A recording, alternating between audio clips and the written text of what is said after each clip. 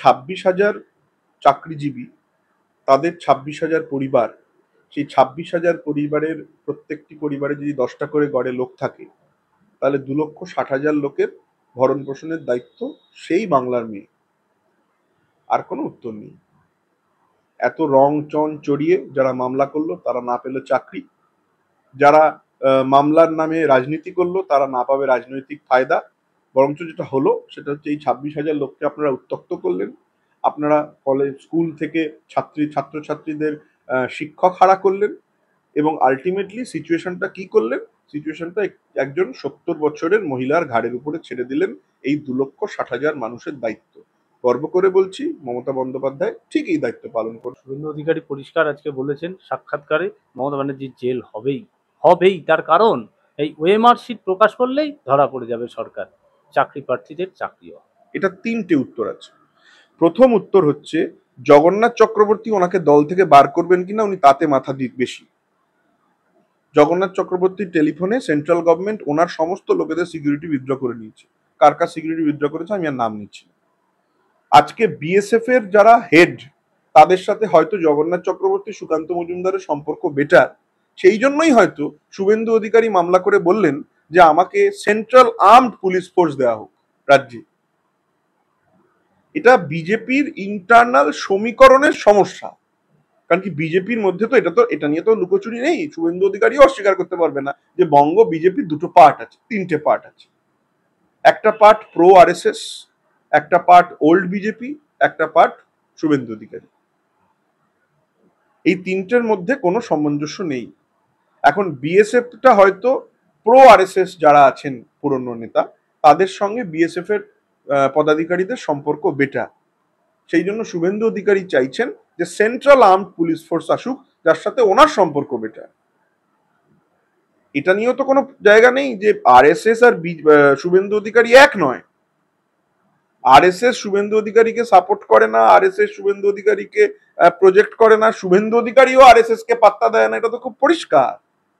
নাহলে তো শুভেন্দু অধিকারী এতদিনের জল মাপার পরে সভাপতি হতে পারতেন না।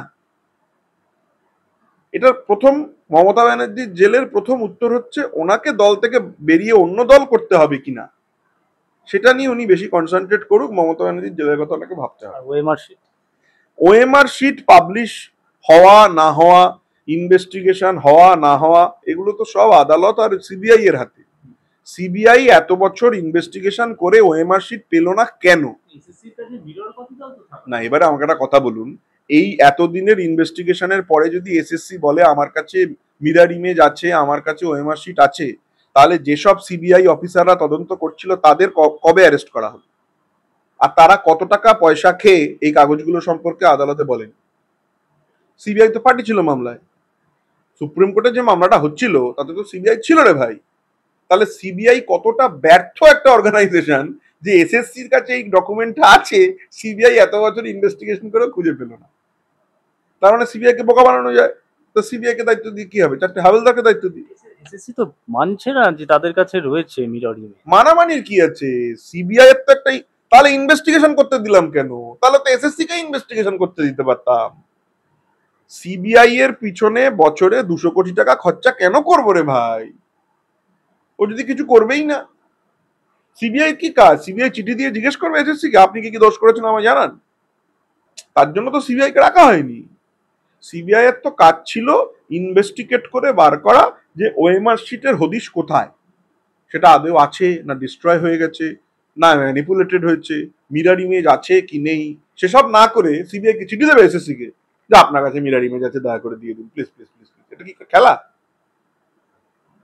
এটা তো চ্যাংড়ামির জায়গায় চলে যাচ্ছে। সিবিআই আইদার বলুক যে আমাদের বুদ্ধি বিদ্যে এবং ইনফ্রাস্ট্রাকচারে ইনভেস্টিগেশন করা সম্ভব নয়, আমরা মেনে নেবো, আমরা ভবানীপুর থানাকে দায়িত্ব দেবো। অনেক বেটার অফিসার আছেন ওখানে, কম্পিটেন্ট অফিসার আছেন, যারা অ্যাকচুয়ালি কাজ করতে চান সেরকম অফিসার আছেন, যারা পয়সা নেন না সেরকম অফিসার আছেন। আদালত তো 1 বছর সময় দিয়েছিল এসএসসি।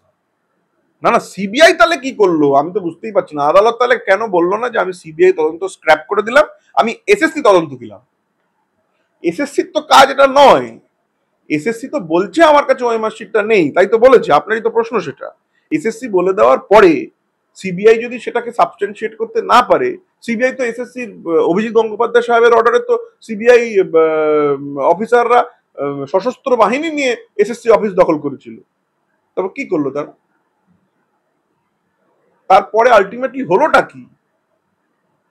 সরকারের পয়সা খরচা করে তেল পুড়িয়ে আর্মি নিয়ে অফিস দখল করে করলেনটা কি? রিভিউ পিটিশনের লাভ হবে? আমার শেষ প্রশ্ন, রিভিউ যে পিটিশন করবে রাজ্য সরকার, নতুন নথি কোথায়? দেখুন, আদালতকে সর্বোচ্চ মানতেই হবে। তাকে ক্রিটিসাইজ করা সঠিক নয়, তাকে অপমান করাও সঠিক নয়, কিন্তু তাকে একটা প্রশ্ন করা যেতে পারে আপনার মাধ্যমে। শুধু তাদের নয়, যারা এই মামলায় রিভিউ পিটিশনের বিরোধিতা করার জন্য গোফে তেল দিচ্ছেন, তাদেরকেও এই প্রশ্ন। আদালত বলল যে টেন্টেড আর আনটেন্টেড ভাগ করা সম্ভব নয়, সেই জন্য সবাইকেই চলে যেতে হবে। ঠিক, এটা আদালত বলেছে, আপনি নিশ্চয়ই অর্ডার কপি পেয়েছেন। তার সাথে আদালত বলল যারা টেন্টেড তারা পরবর্তী পর্যায়ে রিক্রুটমেন্টে বসতে পারবে না। আবার বলল যারা আনটেন্টেড তারা পরবর্তী পর্যায়ে রিক্রুটমেন্টে বসতে পারবে, তারা আবার পুরনো জায়গায় চাকরি, যেখানে যদি সরকারি চাকরি করে থাকে তারা সেই সরকারি চাকরিতে ফেরত চলে যাবে। তাহলে আমি কোনটা ঠিক ধরবো আমায় বলুন? টেন্টেড আনটেন্টেড বাছা গেল না, না টেন্টেড আনটেন্টেড বাছা গেল? পদ্ধতিটা কি? আলোচনার শেষ পর্যায়ে কি? আলোচনাটা অ্যাকচুয়ালি শেষ এই পর্যাতেই হচ্ছে যে 26,000 চাকরিজীবী, তাদের 26,000 পরিবার, সেই 26,000 পরিবারের প্রত্যেকটি পরিবারে যদি 10টা করে গড়ে লোক থাকে, তাহলে 2,60,000 লোকের ভরণ পোষণের দায়িত্ব সেই বাংলার মেয়ে। আর কোনো উত্তর নেই। এত রং চন চড়িয়ে যারা মামলা করলো তারা না পেলে চাকরি, যারা মামলার নামে রাজনীতি করলো তারা না পাবে রাজনৈতিক ফায়দা, বরঞ্চ যেটা হলো সেটা হচ্ছে এই 26,000 লোককে আপনারা উত্ত্যক্ত করলেন।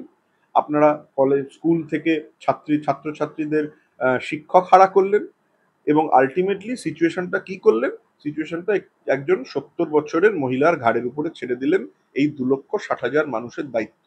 গর্ব করে বলছি, মমতা বন্দ্যোপাধ্যায় ঠিক এই দায়িত্ব পালন করবেন। এই 2,60,000 লোক যাতে ভেসে না যায়, তাদের যাতে খেতে পড়তে অসুবিধা না হয়, তারা যাতে নিজেদের কাজ মাথা উঁচু করে করতে পারেন, তার দায়িত্ব মমতা বন্দ্যোপাধ্যায়কে দিয়েছেন। তো বিজেপি, সিপিএম, কংগ্রেসের নেতারা মমতা ব্যানার্জি করে দেবে, কোনো অসুবিধা।